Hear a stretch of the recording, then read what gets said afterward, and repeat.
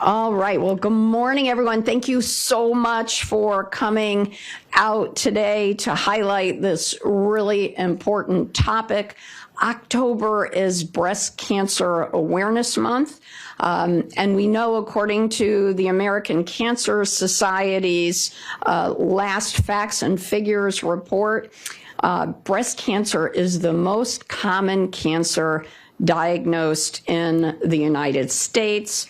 1 in 8 women will be diagnosed with invasive breast cancer, and 1 in 43 will die from the disease.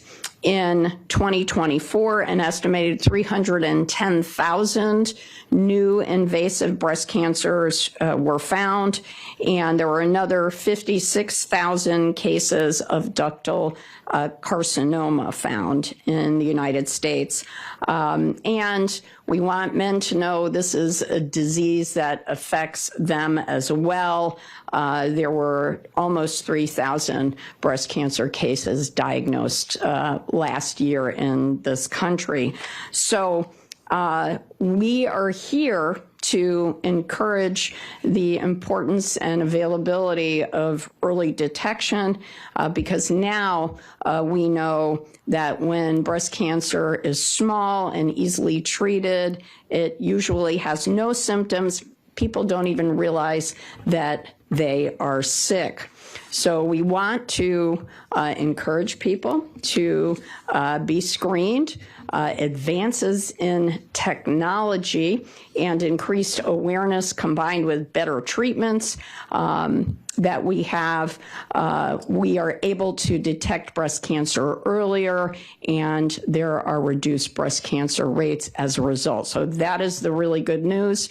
Connecticut has been at the forefront of raising awareness and promoting access to life-saving early detection tools like mammograms. Connecticut was the first state in the nation to require that mammogram providers notify a woman if she has dense breasts and advise her to consult with a doctor to see if she needs additional screening. So we are very proud of that path-breaking work. We also know that a lot of times women don't get their regular mammogram or do follow-up diagnostic testing because they're afraid of the potential cost of that screening. In 2019, Connecticut passed a law saying that health insurance policies must expand coverage for breast ultrasound screenings for people who have a breast cancer history in their family, or if they're 40 years old or over. And most recently, our state passed a law ensuring that fully insured individuals and those in group plans will now have additional diagnostics covered by their insurance as well. You are going to hear about our Connecticut Early Detection and Prevention Program at DPH. We are working very hard in our Department of Public Health to make sure that people get outreach and screening and diagnostic treatment services for breast cancer and other types of cancer. And we want to make sure that all of our residents have access to this care. Anyone who needs assistance in getting a mammogram can find resources online at ct.gov/DPH screening, or they can call the state of Connecticut at 860-509-7804 for more information. But I think there's just one message that you will hear loud and clear today from all of our speakers, and it is that early detection saves lives. self-examination, mammograms, and talking to your care providers are really important. And this is the month where we remind everyone that early detection saves lives, so make sure you get your mammogram. With that, I am so proud to hand the mic over to Dr. Catherine Halpern, the president of Yale New Haven Hospital. Thank you. Thank you, Lieutenant Governor Bysiewicz.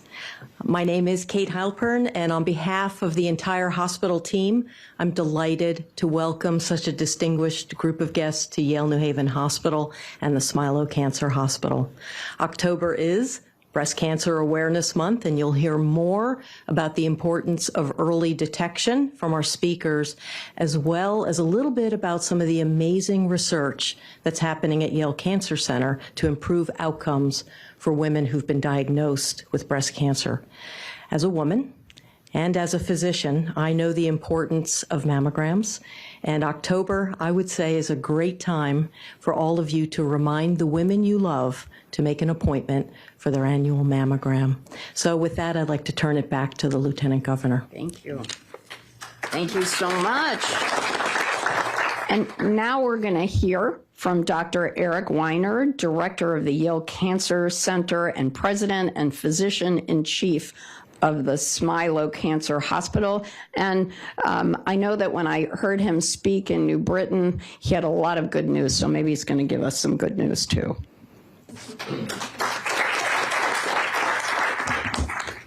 So I have good news, and I have even better news. Well, and I have serious things to say. Not that everything that's been said isn't serious. So there has been tremendous progress made in breast cancer over the course of my career. I've been a breast cancer doctor for the last 30 years. And treatment today and detection of cancer today is very different than it was 20, 30 years ago. Early detection is important. Screening with mammography, with ultrasound in some patients who are particularly high risk with MRI is critical. Unfortunately, not every cancer can be found with screening. And in the United States, as you heard, there are still women, of course, who die from breast cancer. And in fact, there are over 40,000 women who die from breast cancer. The vast majority of women don't, but for those who do, we need to come up with better treatments. Treatment has evolved dramatically over the years, and we do much, much better than we did, but we still have to do more, and research is really critical for that. And I'm just going to end by making 2 points, or sort of 1 point with 2 sides. We really have, in some ways, 2 different types of breast cancer in the United States. In truth, there are many, many different types, and it's not just one disease. But there are many women who have breast cancer that fundamentally isn't going to threaten their lives. And it needs to be detected, it needs to be treated. But for many of those women, what we need to focus on is how little we can do and still make sure that they're cured, so that treatment in and of itself doesn't become a barrier, doesn't become worse than the disease itself. But then there's another group of individuals, of women, occasionally men, who have what is potentially a very lethal cancer. And for those individuals, we really need to focus on how we can best treat them and how we can develop new and better treatments. So it's not all one disease, it's many diseases. And when you hear about women with breast cancer, just recognize it's not one thing. So with that, I'll end. Happy to take questions later. Great, thank you so much. Thank you so much, Dr. Weiner. And now I'll introduce Linda Kowalski, who is a fierce advocate for cancer screening, and she's also the executive director of the Radiological Society of Connecticut. Thank you. It's great to be here today and once again co-host this wonderful event at such a world-class location at Smilow Hospital, Yale, New Haven Health. I wanted to recognize two of our key members who are here today. Our society represents about 500 members throughout the state who want to continue to be leaders in providing screenings and world-class care. And with us today, we have Dr. Leva Anjanou and Dr. Rennie Butler, both who have been providing services at Yale for over a decade. And they also serve as co-directors of the resident fellow section. And we are so proud of the good work they do. And I know that they will be available to answer any specific questions folks may have. We, again, thank you for being here today. We know how important early detection is and the follow-up tests and work that gets done to help these patients. And again, will be available after the event. Thank you. Great, thank you. Linda, thank you. Now I'll call on our commissioner, Manisha Juthani, who leads our public health department.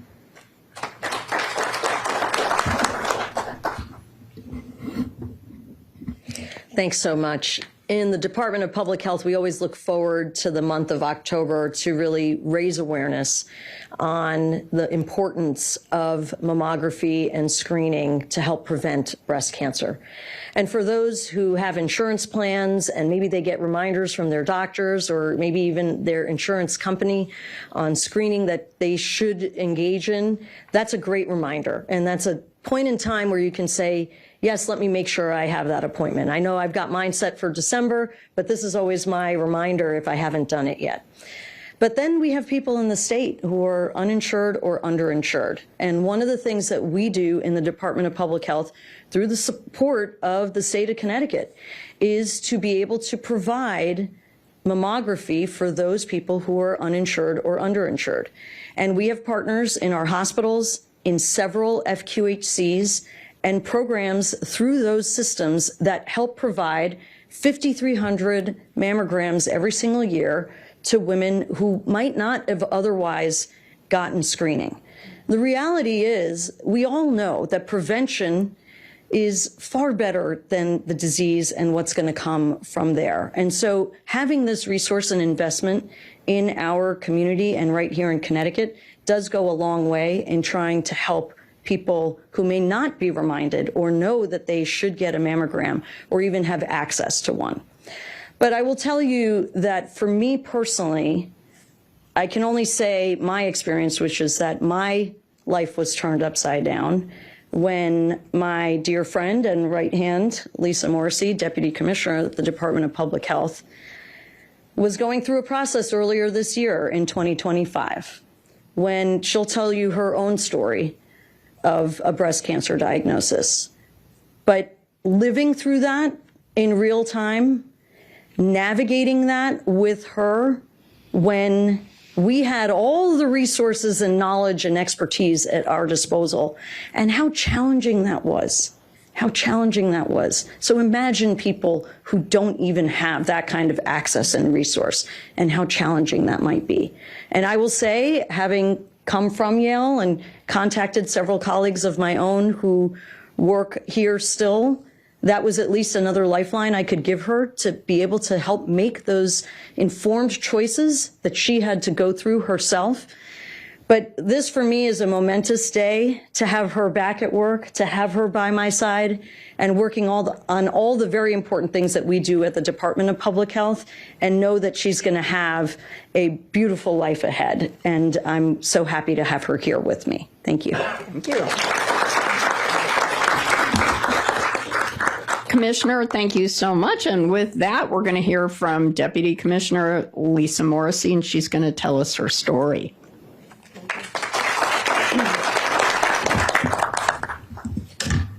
Thank you. The commissioner's right. It has been a very eventful year. So I'm going to start by saying that everyone who knows me, and the commissioner has made fun of me for this on occasion, I actually live public health, which even comes across on Halloween. I might give out toothpaste and floss. So when I tell you, that early detection is something that I have always promoted, not just because it's a professional piece, but because of how important it is. And at the Department of Public Health, I'm fortunate enough to lead a lot of our initiatives on that. But I never actually thought that I would actually have to have firsthand lived experience. And in March of this year, I was diagnosed with breast cancer. And I was very fortunate. It was early detection. I had a routine mammogram, and it was picked up. And not only was it picked up during a routine mammogram, it was so faint and small that it was almost missed. It was the radiologist who said, wait, I want to take another look. I think I'm seeing something. And it was a whirlwind after that. It's still emotional, actually, kind of thinking about it, because this is actually my second week back to work following my diagnosis. So I'm still acclimating to being back. It's still very emotional for me. But I'm a wife, I'm a mother of 4, I'm a sister, I'm an aunt, I'm a niece, I'm a granddaughter, and I'm the first person in my family that we knew of that was diagnosed with breast cancer. And not only did I have breast cancer, but when I got that, and I was just like, I called my sisters, I called my nieces, and I was just like, everybody needs to go get their mammogram. Whoever hasn't had their mammogram, please go and get your mammogram. Because I'm the person in the family who's always the first to say, like, do it. And I know you guys kind of are like, we'll get around to it, we'll schedule it, this is going on, that's going on. But I was just like, if it's me, it could be any of us. Everyone, please go. And I was very fortunate because the immediate news was that my prognosis would be great because of how early it was. I had so many different options. I actually got a little bit lost in paralysis, that first week, because I think when you get diagnosed with cancer, you just go, take it out. Right? Just get rid of it. Like, whatever you have to do, get rid of it. But, to the point that was made earlier about how many options that we have, there are a considerable amount of options when you catch it early, and you can make decisions, and it is empowering. And I also commented that I'm pretty good at navigating the healthcare system. I've got almost 20 years of experience doing this in the government. I'm the person that people call when they're trying to figure out, like, where do I go, or how do I navigate my insurance and all these other pieces. And even for me, I had challenges in trying to understand, well, do I have to call my insurance company? Wait, that was pre-authorized. Wait, is that not covered? And all those pieces. And I said, to my team at DPH, because they still heard from me even though I was out on leave, that if I had trouble trying to navigate it, it means that we need to do more and we need to do better, because I could not imagine going through this without having advocacy. I couldn't imagine going through this without knowing the resources that we had available, all of the things that are available to patients. So I just want to take a moment, 1, to just promote the importance of early detection, and 2, the continued advocacy through our healthcare professionals, the Department of Public Health, and all of the community organizations that work so hard and so tirelessly to make sure that not just the person who's going through breast cancer, because as the commissioner said, we go through it as a team, right? It's everyone that's around you is going through breast cancer with you, to make sure that everyone has access to those resources, because it is something that we do as a community. Thank you. Thank you. Lisa, thank you so much for telling your story. We're going to hear from another patient who will tell her story, and she also happens to be a nurse here at Yale. So Carrie Sandin, thanks for... Thank you. I am not a public speaker, so forgive me if I'm a little nervous here. I have been a nurse for 19 years, so I absolutely know the benefits of, getting all of your early detection screenings, your physicals, everything like that. I was diagnosed with breast cancer this past June for my first mammogram after turning 40. First mammogram, first ultrasound, and my cancer was diagnosed, and I had a 4.5 centimeter tumor. in my breast. So a pretty significantly large tumor that was not able to be felt. No symptoms, no anything, no family history, and my genetics turned out to be negative. So absolutely no reason besides just a bad luck of the draw. It was absolutely terrifying. And especially the fact that I have a daughter, I have a niece. So it's absolutely terrifying to go in for what is a routine, run-of-the-mill, oh, just your 40-year-old mammogram, it's going to be fine, everything's going to be fine, nothing's going to go wrong. And then it's not. So it is very important in my eyes to have your screening. When I was diagnosed, I went from having a mammogram to a diagnostic mammogram in the same day. Everything has been done imaginatively quick. Mammogram to diagnostic mammogram to biopsy to diagnosis within the same week. It is terrifying to be a nurse, to understand when your pathology comes back, to understand the next steps, to understand your pathology, to understand your blood work, to understand your options. As Lisa said, to understand these things, to have a medical background is terrifying, but then if you don't have a medical background and to have these things come up onto your My Chart, I can only imagine being a non-medical person and having these things show up and not have the resources available to understand them. Luckily, everybody here at Smilo, where I'm currently being treated, has been nothing short of amazing. From the doctors to the nurses to everybody here has been wonderful. I could not have asked for a better team to lead me through this terrifying event in my life. Anybody who can get a mammogram, who can get an ultrasound, I suggest you go. Once it's ordered, schedule it. Don't cancel it, because I was going to cancel mine. I was leaving for vacation the following week, and I was going to cancel it, because who wants to get a test done before you go on vacation? And if I didn't, Saved your life. what could have happened? Because how long does it take to get things scheduled, especially when there's screenings? So early detection saved my life. As my sister-in-law's crying here. So I've had breast cancer for 4 months, and if I didn't do this early detection, I wouldn't be here for my kids. So, thank you. Thank you.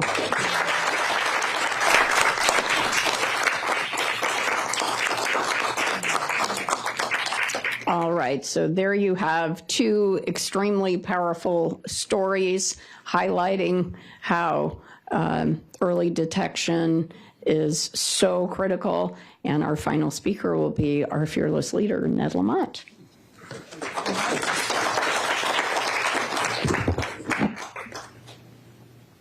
I'll just tell you what I heard, which is Lisa and Carrie, just wherever you went, tell your story. Look people in the eye.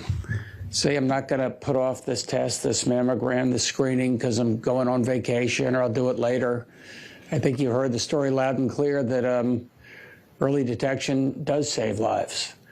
And very proud here in Connecticut that we're a state where, more women get a mammogram in early detection than just about any state in the country. More cancers are detected per capita than just about any state in the country. And there are fewer fatalities than just about any state in the country. And it's just a reminder that take care of yourself, get that test, get that mammogram. It makes a difference. And we have some headwinds now. A lot of primary care is at risk. And a lot of health care, starting with Medicaid, could be at risk if you see what's coming out of, Washington, D.C. and the federal law. Eric, you were describing here at Smilo some of the amazing research and innovations and how far we've come over the last just 10 years. A lot of that research budget is, put it mildly, is at risk. And these are very short-term, short-sighted decisions that are being made.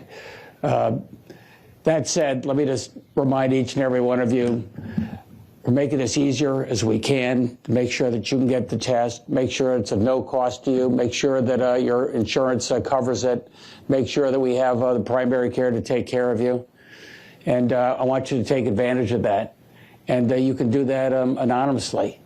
I was recently at a free healthcare clinic down in Bridgeport, and a lot of the folks there were, getting tests and getting vaccines and everything. Many of them were undocumented. And then we finally said, can we just set you up with a federally qualified health center? Susan was there, just to get you a primary care doc. It won't cost you anything. And nobody wanted to sign their names. Nobody wanted to expose themselves to that risk in this undocumented community. So I just remind people that we're all God's children. We look out for each other. And this is just one more way of saying we love you. And I've done this with Linda every year I've been here, and I'll keep doing it. Thanks, everybody. Thank you. Thank you, Governor. So we're going to take on-topic questions for this fabulous panel of experts. Any media inquiries? All right. Well, if not, thank you all. Yep, sure. I did want to give a shout out, obviously, to the Yale team for hosting us again, and Jackie Crenshaw, who leads the breast center. Thank you again, Lieutenant Governor and Governor. All right. Thanks, everybody.